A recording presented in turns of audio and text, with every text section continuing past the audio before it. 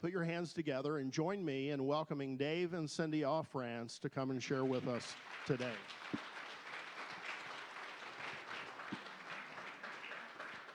Thank you.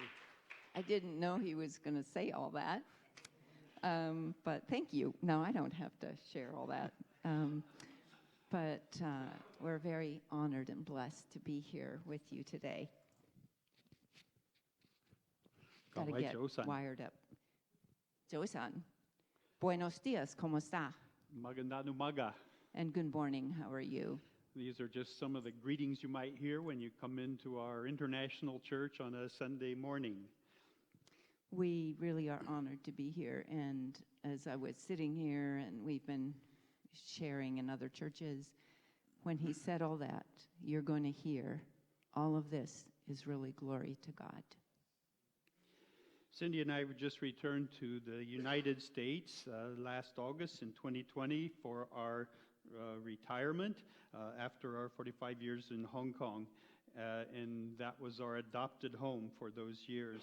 This transition has been very difficult on so many levels, just because of the COVID and getting to know people here, even with masks on. Now we get to know you a little better because we can see your whole face. But it's just been a difficult transition for us, and very, very intense. 4 years ago, we actually started our plans for retirement, but in transition because of the upheavals going on in Hong Kong, which I'll mention a little bit about, and the political things going on, and COVID around the world, that made it very difficult in terms of our transition. You know, we left a very deeply divided Hong Kong in so many ways, and it was painful when we said goodbye, we did have a few times when we did it in person, but even our own church that we planted, they were not meeting at that time, so we couldn't have hugs and normal greeting. We just did it by a Zoom, a normal farewell. So those things made it very difficult. I think the theme of our lives have been transition. We've been changing here and there, and people, ministry, situations, and always in the process of change.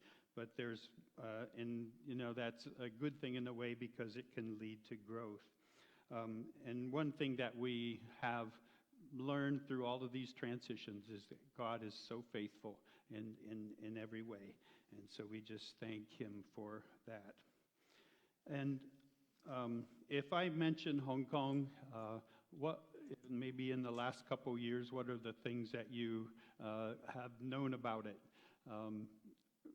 The protests, one thing that were ongoing for like a year and a half, and also for this last year where the national security law was implemented by Hong Kong. And these differences revealed a deep divide in the people of Hong Kong. You know, some people supported the mainland, their crackdown, just because they wanted peace. They supported their paradigms and their policies. And others wanted greater autonomy and democracy as promised in the Basic Law, which was supposed to be the mini constitution that governed Hong Kong for 50 years after the 1997 handover to Britain of Hong Kong. And so Hong Kong was part of what they called one country, two systems. And we were supposed to be a different system, but the political situation opened up a cascading repercussions that are touching still to this day, touching every area of the life of Hong Kong. We just want to give you a really brief kind of overview of the protest movement and why it got started, and we'll explain a little bit more later why we're sharing this with you. But it actually began with a small event. Actually, it was kind of an odd thing. A guy from Taiwan came to Hong Kong, met a girl. He actually murdered her, and then he went back to Taiwan. And so Hong Kong was trying to extradite him, but they didn't have an extradition treaty to take care of that. So the government decided to try to implement an extradition treaty. But this extradition treaty would allow for anyone in Hong Kong, even people passing through, visitors, foreigners, anybody, to be extradited back to China. And that was a little scary, to say the least, because the conviction rate in China is 99%.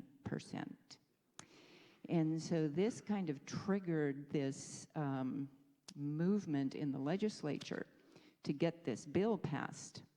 And the pro-democracy legislators resisted, and even the law establishment resisted this because of what might happen.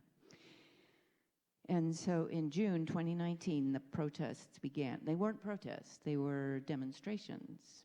And you can see there, that is about 2.5 million people walking the streets of Hong Kong. And there were 2 very large protests, very peaceful, 2.5 million people. That's about a quarter of the population was on the streets, peacefully walking, showing with their feet what they thought.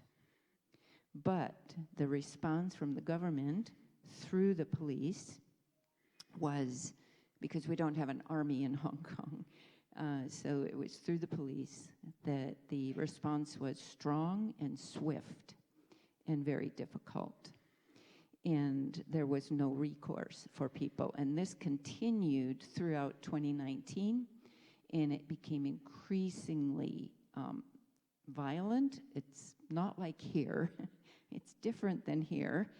But it was challenging. There were 1 or 2 times when we got caught in a little standoff between the police on one side and the protesters on the other, and people with baby carriages walking along in the background.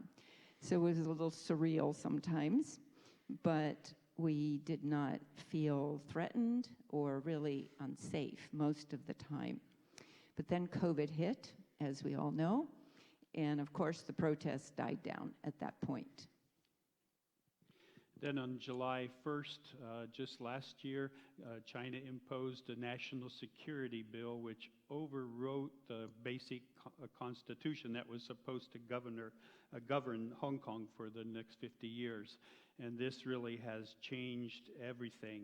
And they wanted to be able to control the situation. The protests were embarrassing for China, and so they wanted to be able to stop these. And so they imposed that national security. And this really had a big effect on education, on religious, on news reporting, and in many other ways. So people were feeling fear about what was going on. Their aspirations and their freedoms were really destroyed. And so this, first of all, it affected the duly elected legislators. They had been serving in Hong Kong. They were pro-democracy, but they had been serving in Hong Kong, but they were arrested, and this was the first sign of, and they were called, of course, troublemakers by China. And so under the arrangements, that there were many of them resigned. The pro-democracy camp resigned. Some of them have been arrested. And then in January 2021, there was a group of about 53 people. I knew 3 of them that were arrested and charged with under the national security law. And, they were legislators, they were academics, there were also just social workers and others who were part of this group that was arrested, and some of them are still awaiting trial. But there's another side to this, because some people just wanted peace, and so they were very happy to comply with what the government said. They weren't going to be activists. They weren't going to try to make trouble, but they just wanted peace, and so they complied with what was going on. And but it just is really caused this division in Hong Kong, and so it was, it impacted organizations, impacted churches, impacted families, and some children were kicked out of their family because the parents didn't want trouble, and it was a lot of the young people were involved in the protests, and of course they are the ones that have the future, and they grew up with a lot of freedom, and so this has been just really still a very dividing feature in Hong Kong. And there has been, in some ways, there's been some peace that has been restored to Hong Kong, but there's an underlying anger, there's an underlying fear for everyone that is in Hong Kong. And in the past 2 years, we've seen a shift from the duly elected legislators till they just had an election this past week, and you have to be politically correct to be even considered now. Before, people had the right, and the legislators, they would have the right to share what was on their mind and be listened to, but now that has all changed. So with the changes going on in Hong Kong, life in Hong Kong, we know that God's plan has not changed. And I read a quote recently that summed it up well. It said, "When things seem to be unraveling, just remember who's knitting all things together for good." Of course, that's a reflection of Romans 8:28, for we know that God works all things together for the good of those who are called according to his purpose. God is not mystified or taken by surprise by what's going on. So when we feel a bit afraid or confused, we continue to ask ourselves, what is God's redemptive purpose in this situation and for us personally? What is in his heart for the church, how to serve, continue to serve? His purposes have not changed, but our methods do need to adjust sometimes.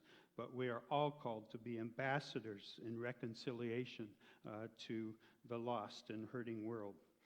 In a world of conflicting and increasingly polarized values, opinions, and beliefs, what really is important? What will last for eternity?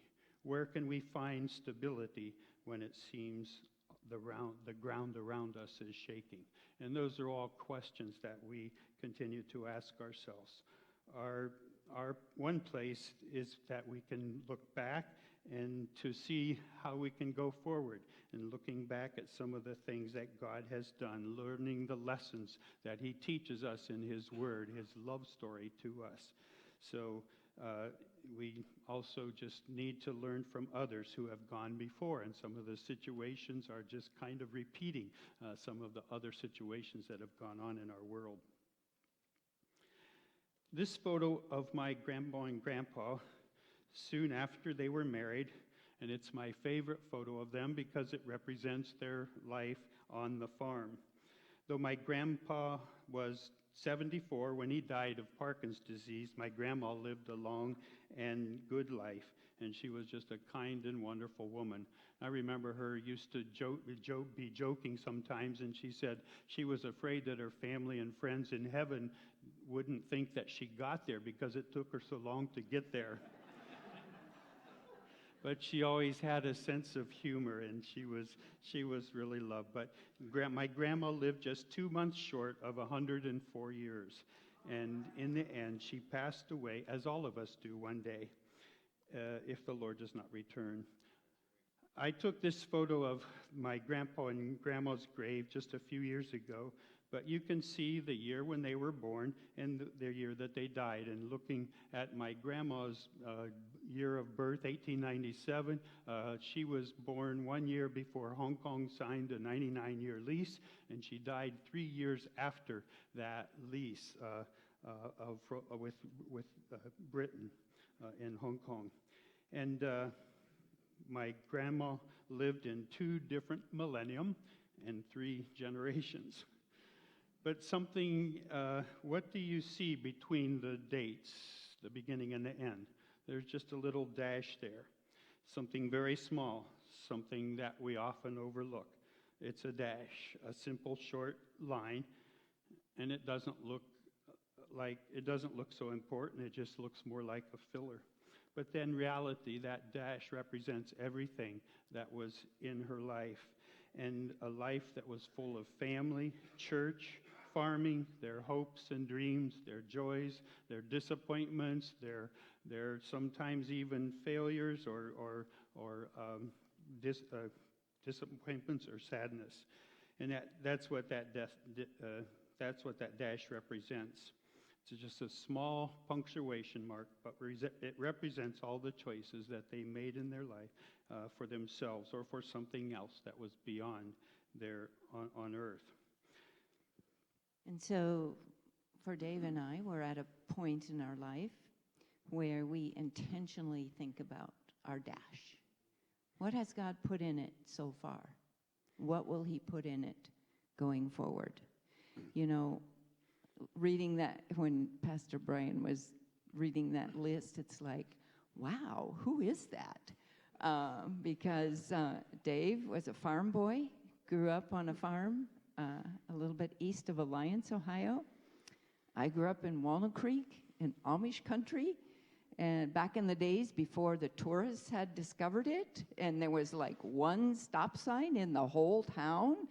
And, you know, I think 3 or 4 generations ago, my grandfather and grandmother, they were Amish and very simple people. You know, I grew up in a community where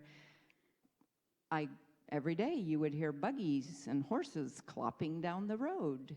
And most of my classmates were Amish, very simple people. We didn't aspire to greatness. That just wasn't in our background. So we're very ordinary people, just like you. But it's been amazing to see what God can do. You know that story in the Bible about 5 loaves and 2 fishes? Well, that's us. 5 loaves and 2 fishes that we brought to Jesus. And Pastor Brian already told you some of the things God chose to do through us. And if you would have told me 45 years ago that I would do that, I would have just laughed and said, there's no way that I could possibly do that. We didn't set out to do all those things. We just set out to be obedient, one step at a time. And, you know, more important than all those things that were done is why. Why do we do those things? Because as you all know, you're experiencing competing beliefs, competing priorities, lots of distractions. What will give meaning to your dash? What gives meaning to my dash? What will last for eternity? We just want to share a little bit of the story, how God has used us in that dash period. One of the things that we've learned through our time in Hong Kong and living out that dash is that we need to be kingdom citizens. As Paul says in Philippians 3 and Ephesians chapter 2. In 2010, God put on our hearts to start an international church, a place where people, most of them, don't have other family members in Hong Kong, where they could become a church family. And we started out as an English fellowship in one of our local Chinese churches. It was a very traditional church, Chinese church, but they allowed us to start this English fellowship to reach out to the people in the area that there was a lot of international people. And so we worked with them, and then finally our church in 2017, we became an independent church just because we didn't have enough space for both churches. And our church is a mouthful to say River Grace International Christian, no, that was the first name before we became an official church. International Christian Hong Kong Evangelical Church. Hong Kong Evangelical Church is the church conference that we were working with, and we became the 21st church there. So from our small beginning with 5 people, we have been in a kingdom family with several different cultures. Probably we've had people from 20 different countries or so that have attended our activities and in the church. We've been in relationship with Filipino domestic helpers, with asylum seekers from several different countries. and also with Spanish speakers who immigrated to Hong Kong. Most of them recently immigrated in the last few years because they're from Venezuela, ethnic Chinese, but they speak Spanish, and so we also included them having a Spanish fellowship. But we've learned to value the footprint that God has put in all the cultures, but also to realize that there are some negatives in the cultures as well. And so we have to try to find out what is God's purpose for all of this. So we continue to put His kingdom first, and then line up our culture with what is in the Bible, and what is underneath, what is the basis of truth in whatever culture it is. Sounds like a great idea, but it's actually crucial to how we live our lives. Which comes first? Am I a Christ follower first and then an American in this situation? Or am I American first and a Christian second? What's my priority in life? Is it my family, my church, the political position that I have? But this is the heart of the issues of Hong Kong, and even for us here in this nation. And it's an increasingly difficult message in calling us to be God's people here in this time and situation. What will we choose to shape our lives, God's kingdom or the earthly values? I suppose being in a church with so many different cultures, you kind of think twice about why you do things. Is this because it's a kingdom value, or is this because it's my cultural value, which is not necessarily bad or good, but we have to bring those things into submission to what God's kingdom says. So in addition to learning to be kingdom people, one other thing we have learned is the value of relationships. And this is the thing that will outlast us also.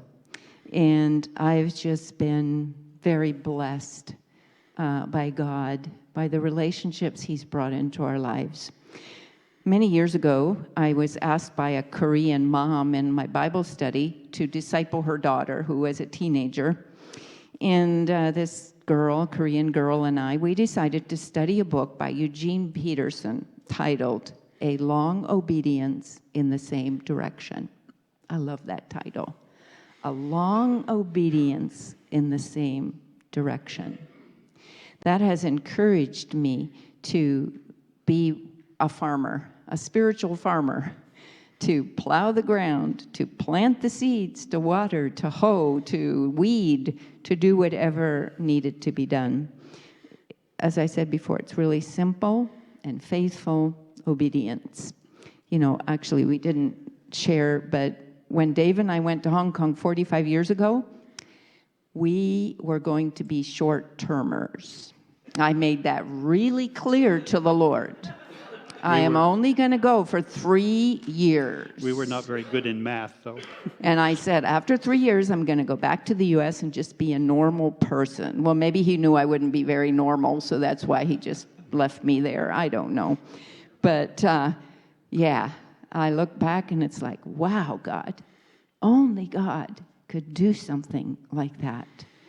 And we have just been so blessed by planting into people's lives, walking with people on their journeys, watching them become who God wants them to be. And we just want to share a few stories quickly, because these are amazing people, very simple people, like us, probably maybe like some of you. We're pretty simple sometimes, and yet God uses us. We remember Marjorie. Marjorie is a Filipina. She came as a domestic helper to Hong Kong. She left her family behind and came to make money to support her family. And so she was invited by a friend to come to our church, and we were just very, very small church, only about 15 people. And she grew up Catholic, like many Filipinos do, and she knew about God, but she didn't know a lot about Jesus, and she didn't really have a relationship with Jesus. But when she came to church, she was very intrigued to see that you could have a relationship with Jesus. And after several months, she put her faith in Christ. And she committed herself. And Marjorie's one of those people, when she commits. And she follows through. And so she began looking for ways to serve. And she would just pick up and do whatever needed to be done. She was really wonderful servant. And after several years, as so often happens in Hong Kong, when you work with contract workers, with people in transition, she decided to go back to the Philippines to be with her husband and her family because they did not know Jesus. And right before she left, we had a training in church planting. And after she took the training, she goes, "Now I know why I'm supposed to go back. I'm supposed to go back and share and help plant a church in her town." And so she did. And the first week she was back, she gathered about 20 neighborhood kids in her yard, and about 10 of them became believers. And she just continued this, and she helped to build up the church in her town, and she probably personally has won over 100 people to the Lord in the last few years. She is an amazing woman. She became a key leader in her church, and she was a teacher, and she led many of her young people, many of her students, to come to the Lord. And the next one, this is Aljean over here on this side. And Aljean had a very similar story. She was a leader in her little group of friends. She was just a natural leader. People would follow her. And so when she came to church, she came through a friend, and she enjoyed the fellowship. She enjoyed the cooking classes and other things that we did. And she wasn't really that interested in Jesus. She just liked the other stuff. But, and so she would come to church, and she would come to the activities, and then on Sunday, which is the only day off for Filipinos, she would go to the bars and, do her other thing that she liked to do. So she was doing both of these, but then God started to touch her heart. And she asked to be discipled. She put her faith in Christ, and she became a real go-getter for sharing her faith with others.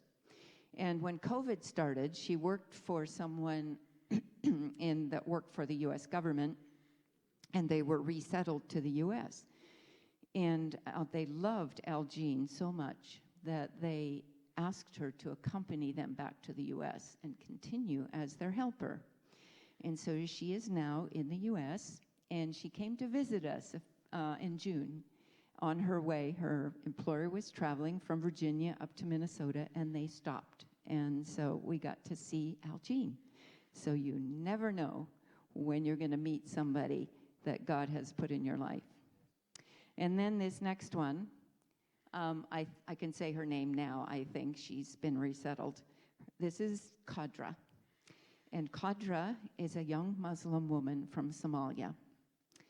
And I never knew her whole story because it wasn't safe to say it, but she experienced the tragedy of war and hardship in her own country.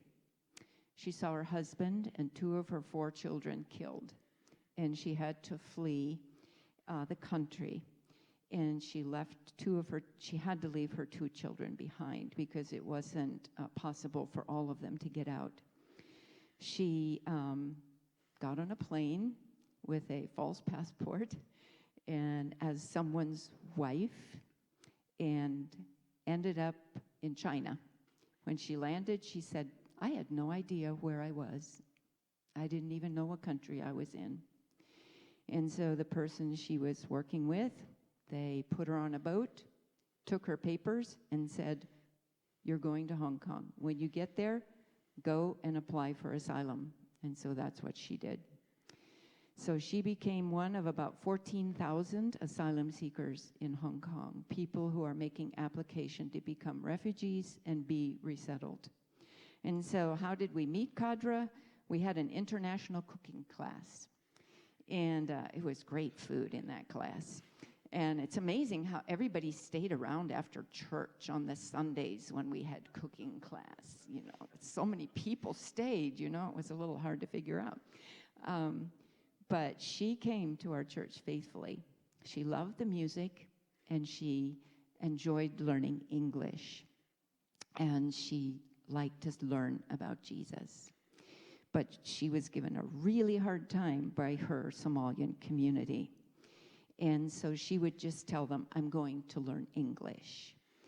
But she was resettled into, I think, Canada several years ago. But I was blessed by Kadra because she studied the Bible with me for a while. And she said, you know, one thing I really like about Jesus is his treatment and attitude toward women. We don't get treated that way as a Muslim. And she was touched by the Lord. I'd like to just share with you about one other person, and I'm just going to call him Reverend T for our purposes, and later on we'll show you, we'll mention about him more about. But these three people represented students of mine when I was still teaching in United Christian College, and they are one of them is no longer right now because he left Hong Kong. But two of them, they were all three students of mine. I played basketball with them. This is back in the late 80s and early 90s when I was still teaching. But all three of them came to the Lord in the school that we were teaching. It's a Christian school, and all the teachers are Christian, even the janitors. But Reverend T is one that I wanted to especially mention. He was the pastor of the church when we left. Also, the middle one there is Mr. S, Principal S. He's now the principal of the school that I was involved in teaching. And the third one on your left-hand side, he's the pastor of our largest church in the Hong Kong Evangelical Church. So all three of these students came to the Lord in UCC, and now we're the leaders of our organizations. So just to see that fruit has been most rewarding and serving in these years. We especially were touched by Reverend T's life. Because I first met him in about 1989 when he came, or 1988 when he came to Hong Kong. His family had lived overseas in Spain and in Colombia. He had been with his family in business, but his mom passed away when he was around 11, and so their family came back to Hong Kong. I interviewed him to enter into the school, into the English stream that we had, and it was strange because he was a Chinese guy, but his Spanish was more fluent than his English or his Chinese. But and then later on, as he believed in Jesus while he was at school. Later on, I was involved in a joint baptism of several of our churches, and I was the one who baptized on that particular Sunday, and I baptized Reverend T. And then our paths continued to cross.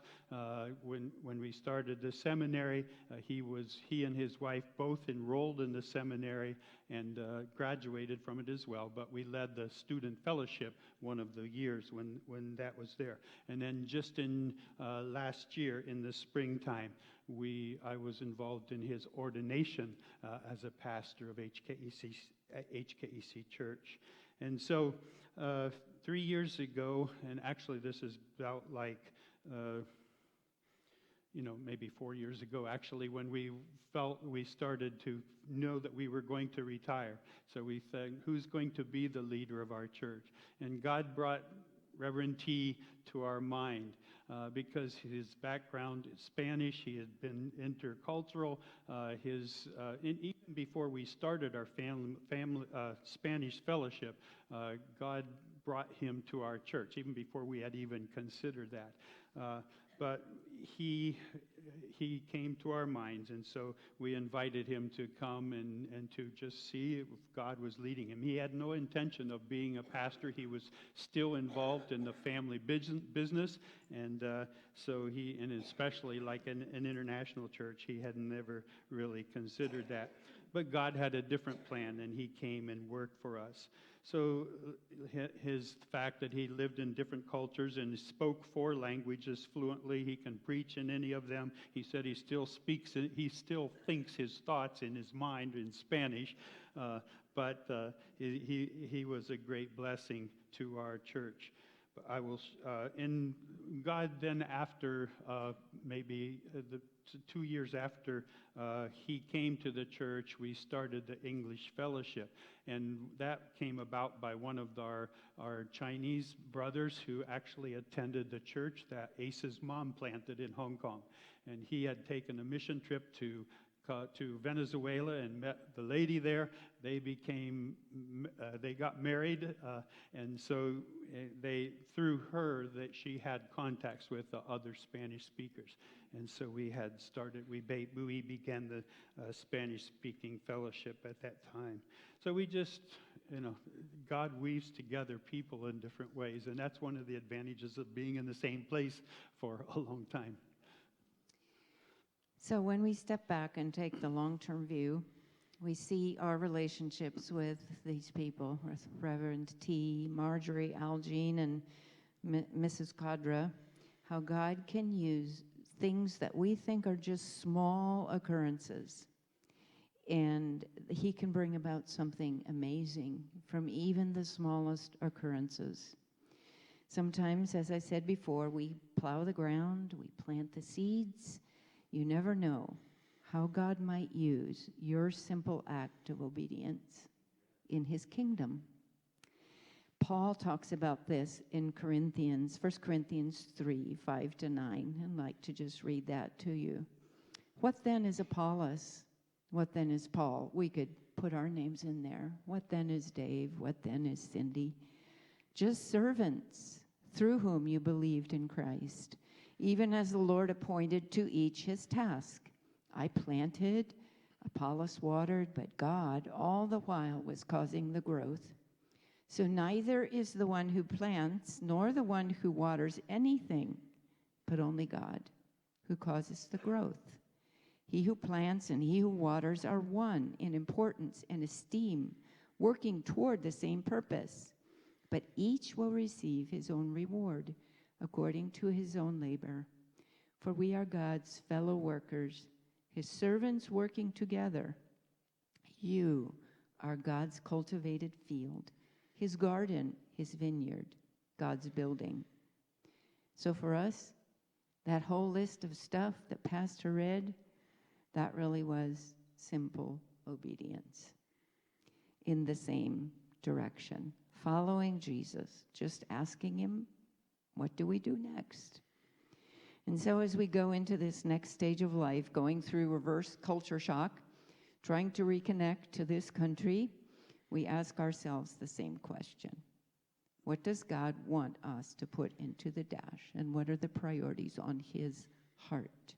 We don't know our finish line. I've done a lot of long-distance running, racing, hiking, so the finish line is pretty important, but also is the journey. We don't know where the finish line is for us.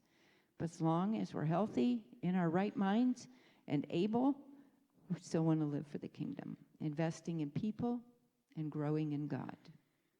And just like we ask our friends and family, we ask you, what does God want to put in your dash? What will fill that little line between your arrival and your departure from this earth? Jesus challenged us to think beyond this life, to store up treasure in heaven, not on earth. And the treasure we invest in heaven, in his kingdom and in relationships, won't pass away. So where's your heart? What are you willing to say yes to, no matter how big or how small? Because if he's in it, then you're on a good track. I'd like to read a little poem we found. I read of a man who stood to speak at the funeral of a friend. He referred to the dates on her tombstone from the beginning to the end. He noted that first came the date of her birth and spoke of the following date with tears. But he said what mattered most of all was the dash between those years. For that dash represents all the time that she spent alive on earth. And now only those who loved her know what that little line is worth. For it matters not how much we own, the cars, the house, the cash. What matters is how we live and love and how we spend the dash. So think about this. Long and hard, are there things you'd like to change? We never know how much time is left. That can still be rearranged. So when your eulogy is being read with your life's actions to rehash, would you be proud of the things they say about how you live your dash? And most important, what will God say about the things we've chosen to put in our dash? We'd like to invite Pastor Brian to pray for us.